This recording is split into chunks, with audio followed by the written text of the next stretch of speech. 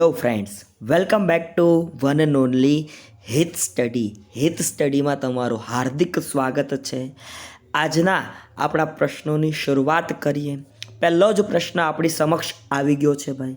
કચ્છ નહીં દેખા તો કુછ નહીં દેખા વાળો જે રણોત્સવ થાય, બરાબર, તે રણોત્સવ ક્યાં યોજાય છે?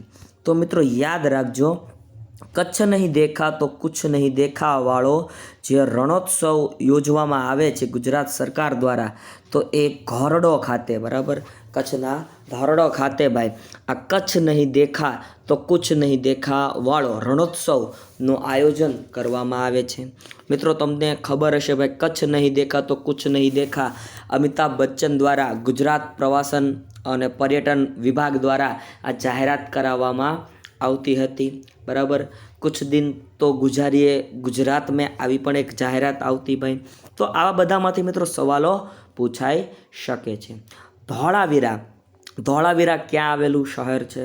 બરાબર, ધોળાવીરા મિત્રો કચ્છમાં આવેલું હતું ભાઈ. ક્યાં આવેલું હતું ધોળાવીરા?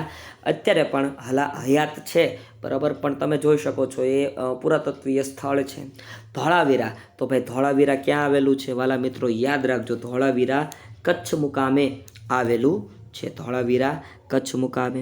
ત્યારબાદ ભારતનું સૌપ્રથમ મુક્ત વ્યાપાર કેન્દ્ર. ભારતનું સૌપ્રથમ કયું વ્યાપાર કેન્દ્ર પૂછ્યું ભાઈ?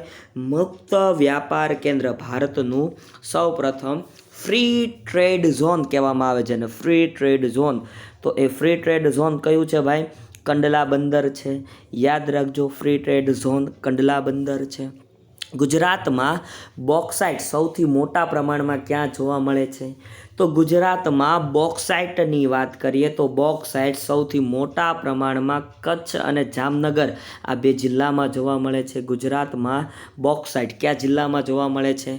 તો કચ્છ અને જામનગર આ બે જિલ્લામાં સૌથી વધારે ભાઈ બોક્સાઇટ, બરાબર, એલ્યુમિનિયમની જે કાચી ધાતુ કહેવાય છે એ બોક્સાઇટ કચ્છ અને જામનગર જિલ્લામાં વધારે જોવા મળે છે. ગુજરાતમાં લિગ્નાઇટ, લિગ્નાઇટ મુખ્યત્વે ક્યાંથી પ્રાપ્ત થાય છે?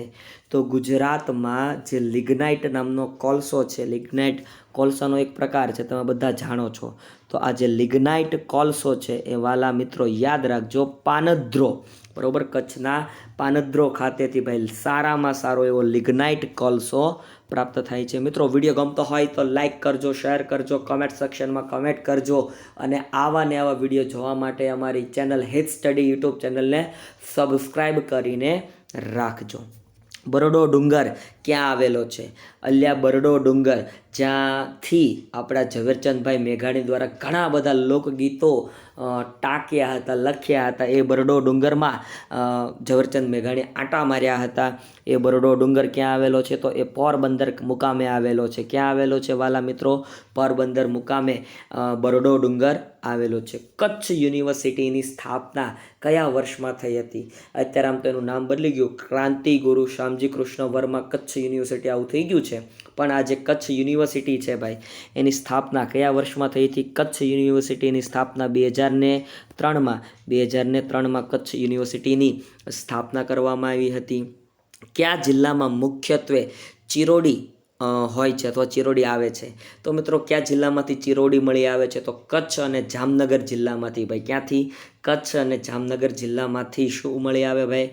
ચિરોડી મળી આવે છે. કચ્છ અને જામનગર જિલ્લામાંથી ભાઈ ચિરોડી નું પ્રમાણ વધારે મળે છે. એશિયાનું સૌપ્રથમ export processing zone, ઇપીઝેડ, export processing zone જેને કહેવામાં આવે છે, એશિયાનું સૌપ્રથમ એક્સપોર્ટ પ્રોસેસિંગ ઝોન ક્યાં આવેલ છે? તો કંડલા બંદર એ જ એશિયાનું સૌથી મોટું એક્સપોર્ટ પ્રોસેસિંગ ઝોન તરીકે પ્રખ્યાત છે ભાઈ. યાદ રાખજો.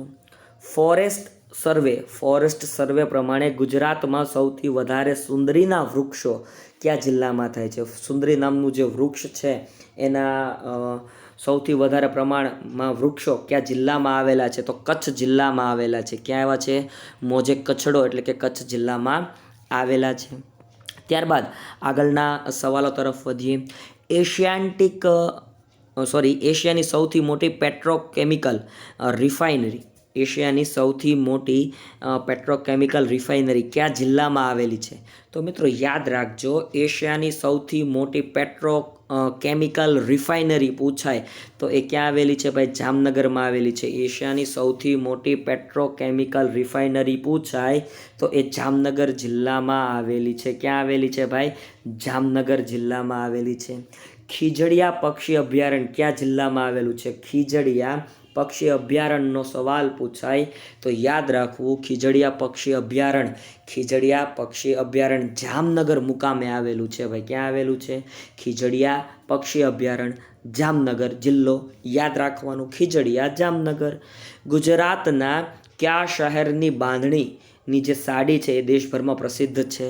તો ભાઈ તમને ખબર હશે ભાઈ, જામનગરની બાંધણી, જામનગર શહેરની બાંધણી ખૂબ જ પ્રખ્યાત છે વાલા મિત્રો, એટલે યાદ રાખજો. ત્યારબાદનો સવાલ, દરિયાઈ જીવસૃષ્ટિ માટેનું અભયારણ્ય, બરાબર, મરીન નેશનલ પાર્ક જેને કહેવામાં આવે છે, મરીન નેશનલ પાર્ક. આમ તો પહેલાં અભયારણ્ય હતું પણ મરીન નેશનલ પાર્ક બની ગયું.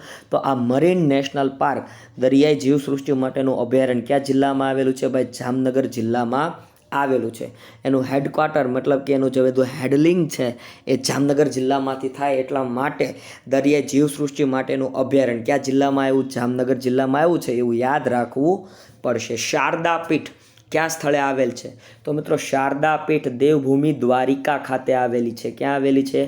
દેવભૂમિ દ્વારિકા ખાતે શારદા પીઠ આવેલી છે. ગુજરાતમાં એકમાત્ર બેક વોટર ધરાવતું બંદર, ગુજરાતમાંનું એકમાત્ર એવું કે જ્યાં બેક વોટર બંદર હોય, બરાબર, બેક વોટરની સિસ્ટમ હોય અને એ કુદરત દ્વારા તરફથી મળેલી હોય, તો એ પોરબંદર છે કે જ્યાં બેક વોટર સિસ્ટમ અવેલેબલ છે. ગાંધીજીનું સ્મારક એવું કીર્તિ મંદિર કયા શહેરમાં આવેલું છે? તો જેને સુદામાપુરી તરીકે તમે ઓળખો છો અથવા સુદામા નગરી તરીકે તમે જેને ઓળખો છો, એ પોરબંદરમાં ગાંધીજીનું નિવાસ સ્થાન, બરાબર, ગાંધીજી જ્યાં રહેતા હતા, ગાંધીજીનો જ્યાં જન્મ થયો, એ કીર્તિ મંદિર, બરાબર, એ કીર્તિ મંદિર ક્યાં આવેલું છે ભાઈ? તો એ કીર્તિ મંદિર પોરબંદર ખાતે આવેલું છે. મિત્રો આવો સવાલ પૂછાય, કીર્તિ મંદિરની ઊંચાઈ, કીર્તિ મંદિરની ઊંચાઈ કેટલી છે? કેમ કે આ સવાલ એકવાર પૂછાઈ ગયેલો છે. તો આનો જવાબ તમારે મને કમેન્ટ સેક્શનમાં આપવો જોઈએ. એશિયાન્ટિક સિંહની સૌથી વધુ સંખ્યા કયા જિલ્લામાં જોવા મળે છે? એશિયાન્ટિક લાયન સિંહની સૌથી વધુ સંખ્યા કયા જિલ્લામાં ભાઈ જોવા મળે? તો જૂનાગઢ જિલ્લામાં જોવા મળે છે. કયા જિલ્લામાં વાલા મિત્રો? તો એશિયાન્ટિક સિંહની સૌથી વધુ સંખ્યા કયા જિલ્લામાં જોવા મળે છે ભાઈ? જૂનાગઢ જિલ્લામાં જોવા મળે છે. એશિયાન્ટિક લાયનનું નિવાસસ્થાન કહી શકાય. ચોરવાડ અને વેરાવળની ખારવાણ બહેનો દ્વારા કયું નૃત્ય કરવામાં આવે છે? તો ટિપ્પણી નૃત્ય. અનાજ જ્યારે ખળામાં આવે ત્યારે ટિપ્પણી નૃત્ય કરવામાં આવે છે. ચોરવાડ અને વેરાવળની ખારવાડ બહેનો દ્વારા કરવામાં આવતું આ નૃત્ય છે. ગુજરાતનો સૌથી ઊંચો પર્વત કયો છે? તો ગુજરાતનો સૌથી ઊંચો પર્વત ગિરનાર છે વાલીડા, યાદ રાખજો, ગિરનાર છે ભાઈ. લીલી નાઘેર શબ્દ કોની સાથે સંકળાયેલો છે? તો ભાઈ લીલી નાઘેરનો વિસ્તાર છે, પ્રદેશ છે, ઇલાકો કહેવાય. તો આ લીલી નાઘેરનો પ્રદેશ, ઇલાકો, વિસ્તાર એ ચોરવાડ સાથે સંકળાયેલો છે. કોની સાથે સંકળાયેલો છે વાલા મિત્રો? ચોરવાડ સાથે સંકળાયેલો છે.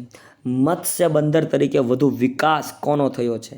તો ભાઈ મત્સ્ય બંદર, જ્યાં મત્સ્યની વધારે લેવેચ કરવામાં આવે છે, માછલાઓની સૌથી વધારે લેવેચ કરવામાં આવે છે, એ મત્સ્ય બંદર ભાઈ, બરાબર, એ મત્સ્ય બંદર વેરાવળ છે. યાદ રાખજો, ગીર સોમનાથ જિલ્લાનું મુખ્ય મથક એટલે આ વેરાવળ. તો એ વેરાવળ મત્સ્ય બંદર તરીકે પણ અત્યારે પ્રસિદ્ધ થઈ ચૂક્યું છે ભાઈ, બરાબર. ગીર સોમનાથ જિલ્લાનું આ મુખ્ય મથક છે, મુખ્ય કેન્દ્ર કહી શકાય. અને સૌથી વધારે ત્યાં માછલાઓની લેવેચ કરવામાં આવે છે મત્સ્ય બંદર તરીકે. તમને એ પ્રશ્ન પૂછાય. અને હા, તમે ક્યારેક ગીર સોમનાથના મતલબ કે સોમનાથ દાદાના દર્શન કરવા જાઓ, મહાદેવના દર્શન કરવા જાઓ, તો ત્યાંથી તમે પસાર થતા હશો તો ત્યાં તમને જે ખાસ પ્રકારની સ્મેલ આવતી હશે એ આ મત્સ્ય બંદરના પ્રભાવને કારણે જોવા મળતી હશે. તરણેતરનો મેળો કયા જિલ્લામાં આવેલો છે? તો ભાઈ તરણેતરનો મેળો કયા જિલ્લામાં ભરાય છે? સોરી મિત્રો, એમ લખવાનું હતું, પણ સુરેન્દ્રનગર જિલ્લામાં ભરાય છે. તરણેતરનો મેળો સુરેન્દ્રનગર જિલ્લામાં ભરાય છે. રણઝણિયું રે પેંજણિયું વાગે, એ તરણેતરનો મેળો. તરણેતરનો મેળો કયા મહિનામાં ભરાય છે?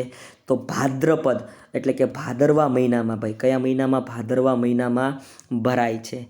આ તો શા તુજ હાલ સુરત એ જ સોનાની મૂરત. આ તે શું તુજ હાલ, આ શું છે તારો હાલ? સુરત એ જ સોનાની મૂરત. આવું જે કાવ્ય લખ્યું હતું એ કોણે લખ્યું હતું? તો કવિ નર્મદ દ્વારા લખવામાં આવેલું આ કાવ્ય છે.